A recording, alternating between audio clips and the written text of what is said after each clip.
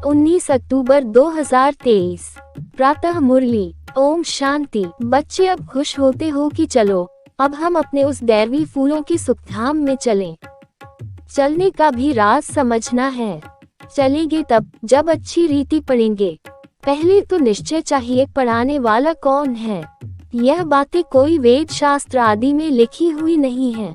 भल गीता में राजयोग लिखा हुआ है। राजाई के लिए पढ़ाई है तो जरूर राजाई सतयुग में देंगे। पहले तो पढ़ाने वाले का निश्चय चाहिए। श्री कृष्ण का बचपन ही दिखाते हैं, आपस में खेलते कूदते रहते हैं। यह बातें बड़ी समझने लायक हैं। ये तो बच्चे समझ गए हैं कि यह बरोबर राजयोग है, अर्थात राजाई प्राप्त करने की पढ़ाई कराने वाले के साथ योग। वह सम्मुख आकर पढ़ाते हैं। इसमें काठ के मुरली की कोई बात नहीं। यह बातें ही निराली हैं। ये किसको भी पता नहीं है कि निराकार भगवान स्वयं आकर पढ़ाते हैं। श्री कृष्ण के लिए भी कहते हैं, उनकी मुरली में खुदाई जादू है। तो खुदा और हो गया ना। श्री कृष्ण को खुदा नहीं कहेंगे। खुदा तो खुदा ही है, उनको ही जादूगर कहते हैं। जादूगर स्वयं आकर जादूगरी दिखलाते हैं, साक्षात्कार कराते हैं, फिर भी ऊंच पद प्राप्त कराने लिए पढ़ाते हैं। तुमको 84 जन्मों का राज भी समझाया है। झाड़ में डिटेल है, चक्र में नटशल है। समझाया भी है ये वैरायटी मनुष्य सृष्टि के धर्म है। पहले एक धर्म रहता है, फिर वृद्धि होती है। झाड़ भी दिखाया है कैसे फाउंडेशन निकलता है। कितना सहज राज है। ड्रामा और झाड़ को समझना है, बुद्धि में धारण करना है और दूसरों को समझाना है। दो बाप की पॉइंट तो जरूर समझानी है। बेहद के बाप से स्वराज्य मिलता है, इसलिए राजयोग जरूर सीखना पड़े। परमपिता परमात्मा ही स्वर्ग की स्थापना करते हैं, जिसको कृष्णपुरी भी कहते हैं। कंसपुरी में तो कृष्णपुरी स्थापन हो न सके, इसलिए संगम रखा हुआ है। तुम बच्चों के लिए ये संगमयुग है, बाकी और सबके लिए कलयुग है।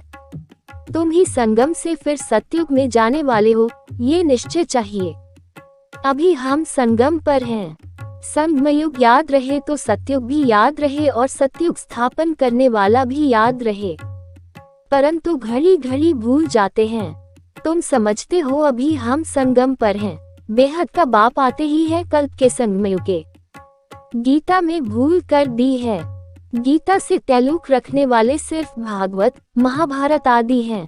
यहाँ तुम बच्चे हो, बाप ही ऐसे बच्चों को देख खुश होते हैं। ये सब हमारे बच्चे हैं। अभी अंत का पाठ बजा रहे हैं। स्वर्ग की स्थापना में मदद करने लिए मेरे साथी बने हैं। ये है रुद्र शिव बाबा का राजस्व अश्वमेध ज्ञान यज्ञ। शिव बाबा स्वर्ग की स्थापना कैसे करते हैं? पहले ब्रह्मा और ब्राह्मणों द्वारा रुद्र ज्ञान यज्ञ रचते हैं, जिससे स्वर्ग की स्थापना होती है। तो जरूर ब्राह्मणों को ही यज्ञ संभालना है।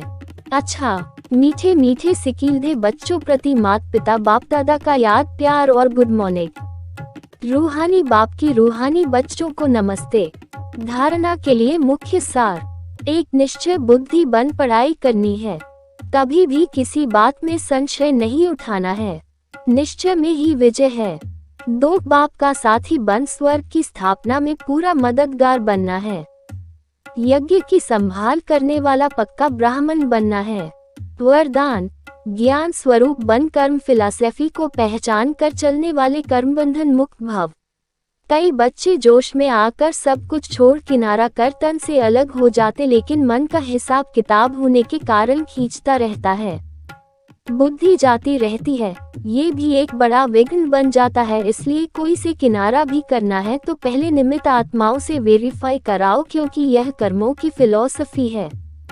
जबरदस्ती तोड़ने से मन बार बार जाता रहता है। तो ज्ञान स्वरूप होकर कर्म फिलॉसफी को पहचानो और वेरीफाई कराओ तो सहज कर्म बंधन से मुक्त हो जाएंगे। स्लोगन, अपने स्वमान की सीट पर सेट रहो तो माया आपके आगे सरेंडर हो जाएगी।